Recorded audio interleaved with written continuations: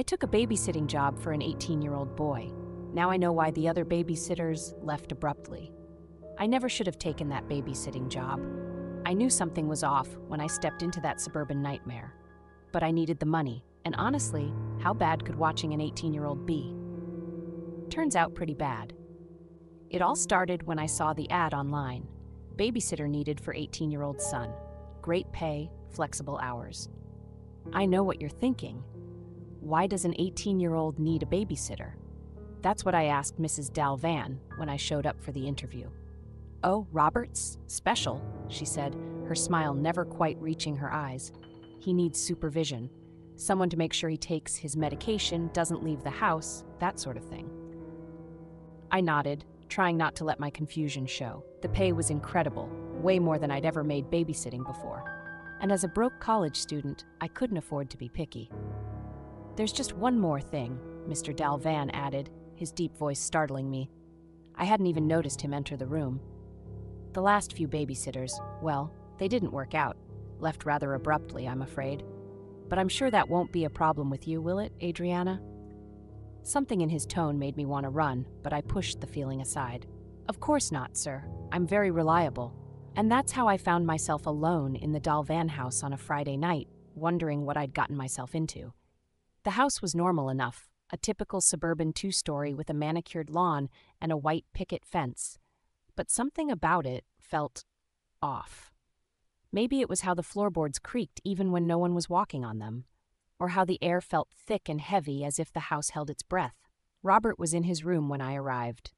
Mrs. Dalvan introduced us briefly before she and her husband left for their date night. "Remember, Adriana," she said, her hand gripping my arm a little too tightly, "Robert doesn't leave his room after 8 p.m., and whatever you do, don't go into the basement." I laughed nervously. "Why? You got a monster down there or something?" Neither of them smiled. Mr. Dalvan just said, "The basement door stays locked, for everyone's safety." And with that cheerful goodbye, they were gone, leaving me alone with Robert and a house full of secrets. For the first few hours, everything was fine. Robert stayed in his room, only emerging once to grab a snack. He barely spoke 2 words to me, just nodded and disappeared back upstairs. It wasn't until around 10 p.m. that things started to get weird. I was sitting on the couch, scrolling through my phone, when I heard it. A soft thump, like something heavy hitting the floor. Then another, and another. It was coming from the basement. My heart started racing. I told myself it was just the house settling, or maybe a raccoon had gotten in somehow. But deep down, I knew that wasn't it. I tried to ignore it. I did. But the thumps kept coming, growing louder and more insistent. And then I heard something else. A voice, muffled but unmistakable, calling out for help. I knew I shouldn't go down there. Every horror movie I'd seen was screaming at me to get out of that house. But what if someone was hurt? What if the Dalvans had been in an accident and somehow ended up trapped in their basement? I grabbed a heavy flashlight from the kitchen drawer and went to the basement door. My hands shook so badly I could barely get the key in the lock. The door swung open with a creak that seemed to echo through the entire house. I flicked on my flashlight and peered down the stairs. Nothing but darkness. "Hello?" I called out, my voice trembling. "Is anyone down there?" No response. It's just more thumping. Taking a deep breath, I started down the stairs. Each step creaked and groaned under my weight, and I swear I could feel eyes on me, watching from the darkness. When I reached the bottom, I swept my flashlight around the room. It first looked like a typical basement, washing machine, dryer, and some old boxes piled in corners. But then my light fell on something that made my blood run cold. A door. A door that shouldn't be hidden behind a stack of boxes. As I approached it, the thumping grew louder. It was coming from behind that door. I hesitated, my hand on the doorknob. Every instinct was screaming at me to turn back, to run out of the house, and never look back. But I couldn't shake the feeling that someone needed help. I tried to turn the knob, but it was locked. Panic rising in my throat, I pressed my ear against the wood. That's when I heard it. A whisper, barely audible. "Help." My flashlight beam caught something, a thin crack between the door and the frame. I leaned in close, trying to peek through. An eye, a human eye, wide with fear, staring back at me through the crack. I stumbled backward, my heart pounding so hard I thought it might burst out of my chest. Was going on in this house? I was about to break the door when I heard footsteps upstairs. Robert, or Mr. Dalvan, or whoever was living in this house. At that moment, my survival instinct kicked in. I knew I couldn't let them know I'd discovered whatever sick secret they were hiding. Not if I wanted to make it out alive. As quietly as possible, I raced back up the stairs, locking the basement door behind me. I had just settled back onto the couch, trying to control my breathing, when Robert appeared at the top of the stairs. "Everything okay down here?" he asked, his voice eerily calm. I forced a smile. "Yeah, all good. Just watching some TV." He nodded, eyes boring into me like he could see right through my lie. Then he turned and went back to his room. As soon as he was gone, I let out a shaky breath. I knew I should run, should call the police, should do anything but stay in this house of horrors. But the image of that eye pleading for help burned into my mind, and the reality of my situation hit me hard. I was broke, desperate. I needed this job, at least for a few more nights until I could figure out what to do. So I made a decision that would haunt me for the rest of my life. I decided to stay, to pretend I hadn't seen anything. I will come back tomorrow night and the night after that until I can find a way to help whoever is trapped in that basement. Little did I know, I was walking right into a nightmare that was far worse than anything I could have imagined. I didn't sleep that night. How could I? Every time I closed my eyes, I saw that terrified eye staring back at me through the crack in the basement door. But I had to go back. I needed the money and couldn't shake the feeling that someone down there needed my help. The next night I arrived at the Dalvan house with a pit in my stomach. Mrs. Dalvan greeted me with that same plastic smile. "Oh, Adriana, we're so glad you came back," she said, her voice sickly sweet. "So many babysitters find Robert challenging." I forced a smile. "No problems here, Mrs. Dalvan. Robert's a breeze." As soon as they left, I started planning. I needed to find a way into that basement room, but I couldn't risk getting caught.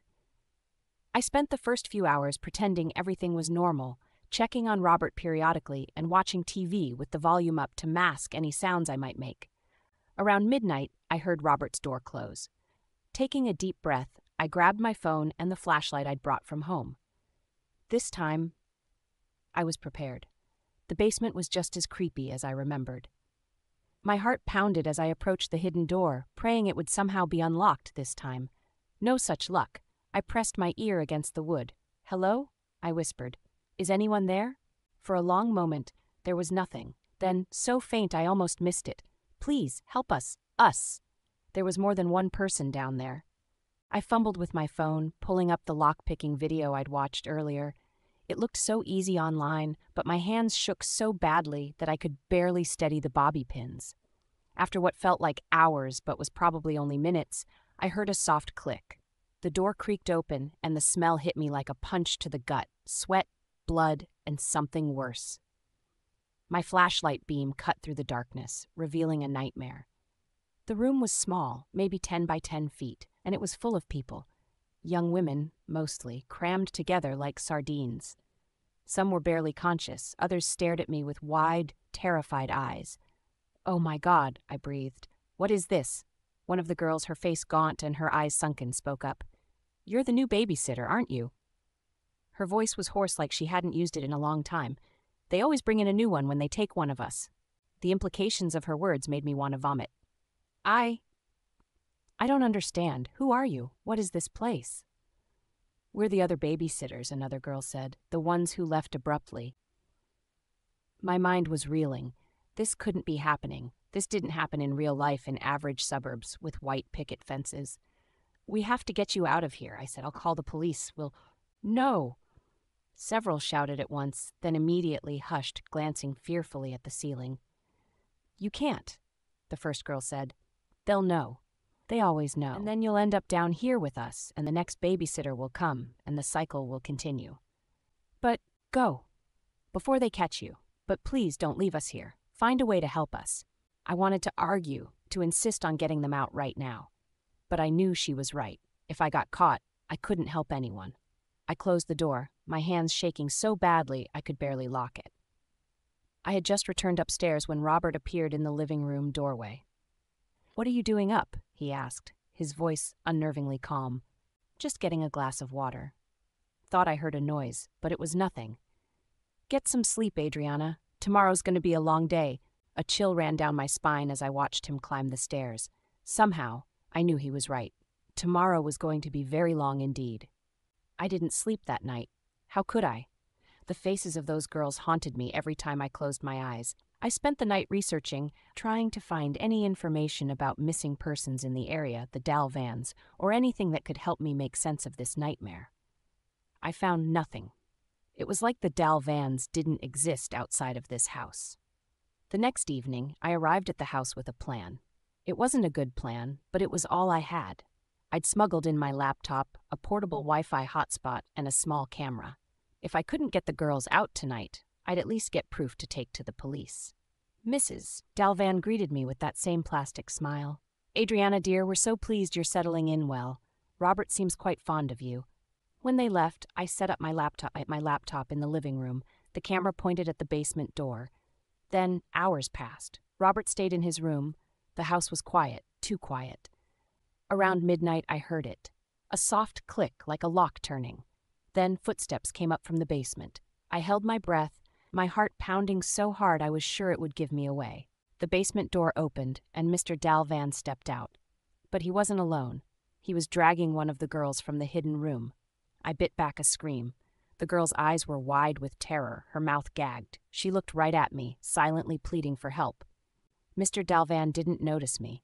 He was too focused on his task, pulling the girl towards the front door. I knew I should do something. Call the police. Scream. Anything.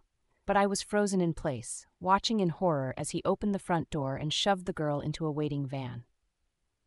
As soon as the door closed behind him, I sprang into action. I grabbed my laptop and ran to the basement. My hands shook so badly I could barely work the lock, but finally, the door swung open. "We have to go now," I whispered urgently to the remaining girls. "This is our chance." They looked at me with a mixture of hope and fear. Slowly, painfully, they began to move. We were halfway up the basement stairs when the lights flicked on. Robert stood at the top of the stairs with a gun. Behind him, Mr. and Mrs. Dalvan smiled those terrible plastic smiles. "Oh, Adriana," Mrs. Dalvan sighed. "We had such high hopes for you, but I suppose you'll have to join our little family after all." I opened my mouth to scream, but before I could, something hard connected with the back of my head. The world went black. When I came to, I was in the hidden room. The other girls were gone. I was alone. No, not alone. Robert sat in the corner, watching me with those eerily calm eyes. "Why?" I croaked. "Why are you doing this?" "Because," he said softly, "I was the first Robert, the first babysitter, and now you'll be the next Mrs. Dalvan." As the meaning of his words sank in, I heard footsteps approaching. The door opened, and Mr. and Mrs. Dalvan stood there, syringes in hand. "Welcome to the family, Adriana," Mr. Dalvan said. "It's time for your first lesson." But as they approached, something inside me snapped. I wasn't going to become another victim. I wasn't going to let this cycle continue. I lunged forward in a burst of adrenaline, catching them off guard. I knocked the syringes from their hands and pushed past them, my heart pounding in my ears. I heard shouts behind me as I raced up the basement stairs, taking them two at a time. I had to get out. I had to get help. I could hear them coming after me as I reached the main floor. But I had youth and desperation on my side. I sprinted for the front door, my fingers fumbling with the lock. As I heard footsteps on the stairs, I wrenched the door open and burst into the cool night air. I ran. I ran like I'd never run before, not daring to look back.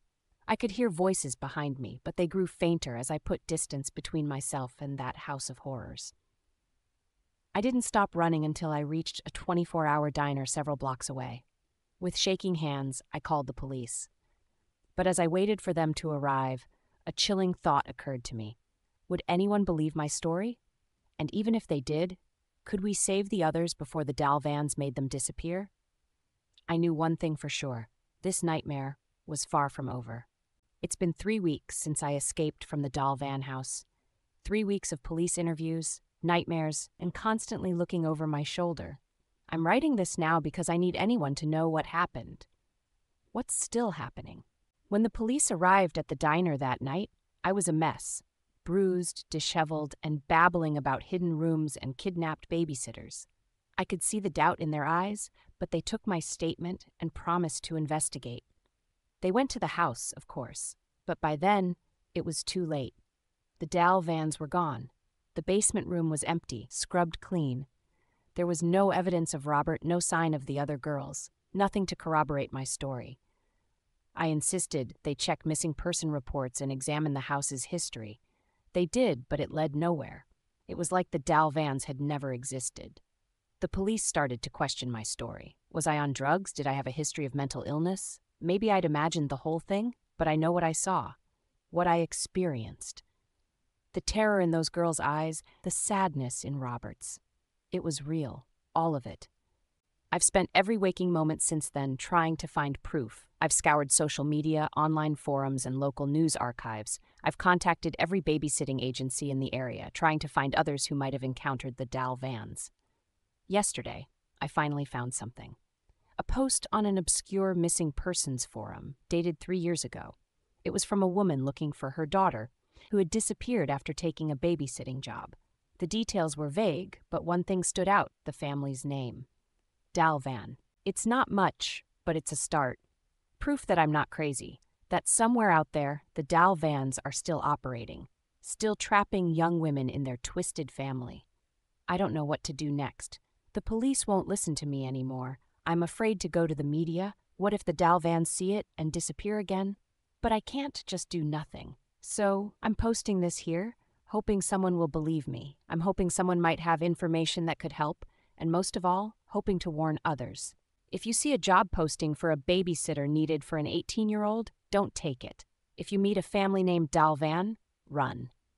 And if you're a young woman considering a babysitting job, please be careful. Be so thorough. Because somewhere out there, the Dal vans are watching, waiting for their next victim. Their next Mrs. Dal van, and I'm the only one who knows the truth. If you enjoyed this story, please give it a thumbs up and subscribe to the channel for more spine-chilling tales. Don't forget to hit the bell icon to stay updated with our latest videos. I'd love to hear your thoughts, so leave a comment below and share your scary encounters. Also, consider joining the Fear Frequencies community for exclusive perks and early access to new content. Your support helps us create even more thrilling stories. If you really enjoyed this video and want to show extra appreciation, you can leave a tip by clicking on the Thanks button below the video. Click the button, choose your tip amount, and follow the prompts to complete the payment. Your generous action makes a big difference.